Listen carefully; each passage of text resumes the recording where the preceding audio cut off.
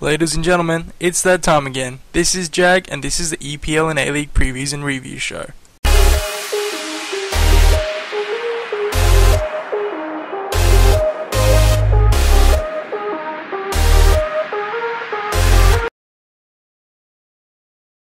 We were blessed with another exciting weekend of football, and let's start with the EPL as per usual. Plenty of goals to be talked about, of course, apart from the first game of the weekend, QPR vs Norwich City, which ended in a goalless draw. Not to say it wasn't an exciting game. Okay, maybe it wasn't. Moving forward though. Reading grabbed 3 points at home to Sunderland, putting them 2 points above the relegation zone. 1-0 was a scoreline in 4 of the 10 matches on the weekend. Podolski with a deflected free kick for Arsenal. Andy Carroll back from injury, heading home a second half goal to put West Ham over Swansea. Manchester United down Fulham at Craven Cottage, Rooney side-footing it past the Aussie Mark Schwarzer. It was a very back and forward game, however the highlight of the game was in the 43rd minute, when the Cottage had complete blackout. The players had to return to the dressing room for about 10 minutes, waiting for the power to come back on and the game to resume. And lastly, Tottenham Hotspur away to West Brom, won with a fantastic, except for this man I think it has become normal now, Gareth Bale strike from outside the box.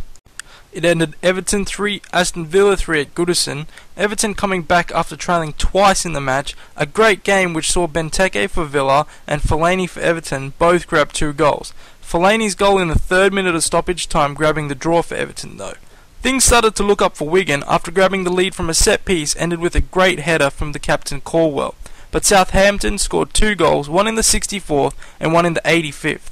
The game looked all but over, and a loss for Wigan would see them fall deeper into the drop zone. But a 90-minute goal, again from a set piece, Maloney this time, helped Wigan clinch the draw and the game ended 2-2.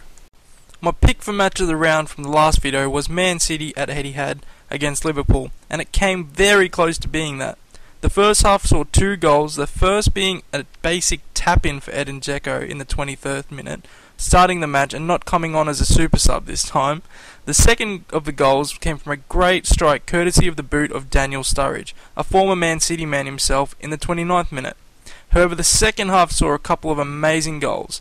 Steven Gerrard latched onto a volley from around 30 to 35 yards out, pulled his laces through it and blasted the back of the net. Joe Hart did not stand a chance. The poor guy seems to be the go-to keeper to score all wonderful goals against. 5 minutes later though, Pepe Reina gave another reason for him to be trolled worldwide on the internet after making a stupid decision to follow Aguero out of the box, thinking his defense would cover for him. It was a very tight, awkward angle near the corner flag, but somehow the Argentine set his sights, took the shot, and there it was, another draw for Manchester City. The game ending 2-2. Pepe Reina, according to my Facebook and Twitter, the new Victor Valdez. But the match of the round saw Newcastle face off against Chelsea. Newcastle at this stage of the season looked to be in a relegation fight, and Alan Pardew was busy in the transfer window signing a bunch of players, a few French, which I'm sure everyone has heard jokes about. And Chelsea needing the win to stay in touch with the top of the table, however recent form does not go in their favour. First half started as per usual, both teams traded blows, a few shots here and there, and then a big moment of controversy that many believe should have ended with a penalty and a red card to Colaccini. A high foot as Bar went in for the header ended up with a boot to the face and a suspected broken nose. This meant Bar had to be replaced by Fernando Torres. Anyways, the game went on, and then in the 41st minute, Jonas Gutierrez with a fantastic glancing header off Santon's cross, scoring a goal which Cech could only stand and watch go past him. Chelsea came back in the second half and looked more lively than ever. 2 fantastic strikes, first from Chelsea's man in the hour, Frank Lampard, showing Benitez once again that pen should be put to paper, and then Juan Mata on his left foot, after being set up once again by Fernando Torres, scored an amazing curler into the top corner. Both goals I doubt any keeper in the world could stop. Chelsea 2-1 up in the 61st minute, and they didn't look like they were finished. That is until new man Moussa Sissoko decided he showed Chelsea what Newcastle were capable of. His first goal of the match came from a counter-attack, where he slotted in a rebound from a check save into an empty net. But it was in the 90th minute where he was to be crowned a hero. The ball was perfectly laid off to him outside the box, and he just smashed it home to wrap up the win for Newcastle, the game ending 3-2. If you missed all that, here's a look at all the results from round 25, followed by the table as it currently stands.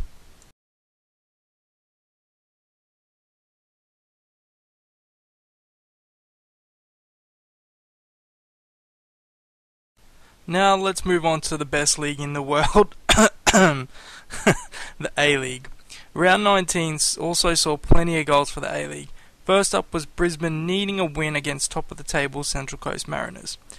An early goal in the 8th minute for the Mariners made it look like it could be comfortable for the visitors. However, Besart Berisha, the Raw's main man, slotted home 2 goals that I have to admit were worth watching. However, Brisbane then showed their flimsy defence once again, and the Mariners snatched up the draw in the 80th minute. Wellington Phoenix at home to Perth Glory ended in a 1-0 win to the home side to climb off the bottom of the ladder and putting their opponents underneath them. Newcastle had a 2-2 draw with Sydney FC, 2 penalties converted from the Jets' Ryan Griffiths and a goal for Alessandro Del Piero as well as Powell for Sydney FC. The Jets grabbing the draw after trailing twice in the game. A-League fans were mostly excited for the Melbourne derby, however, which brought some great action, and both keepers as well as both posts were brought into action, but it was the victory coming out on top. It was Archie Thompson with an easy one-on-one chance and a Milligan penalty that were both taken to make the game 2-0. But it looked as if a comeback could be on the cards, and it was some great dribbling and finishing from Williams that halved the deficit, but it wasn't to be, and the dark blue side of Melbourne go to party on. Last game of the round had 6 goals, 2 of them to the home team Adelaide, who seemed less than convincing, maybe because of the lots of their coach, who knows, and 4 goals to Western Sydney Wanderers, who were 3-0 up before Jitte scored Adelaide's first. At least it wasn't 6-1 for the Wanderers like the first time the two teams met. I'm sure Adelaide can be happy about that, right? Here's what the table looks like after round 19 for the A-League.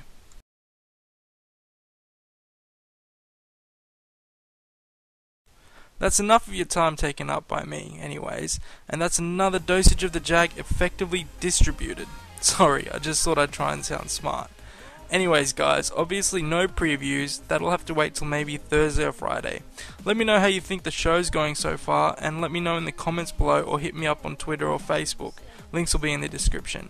Don't forget to subscribe so you'll never miss out, by the way. This is Jag, catch you guys next time.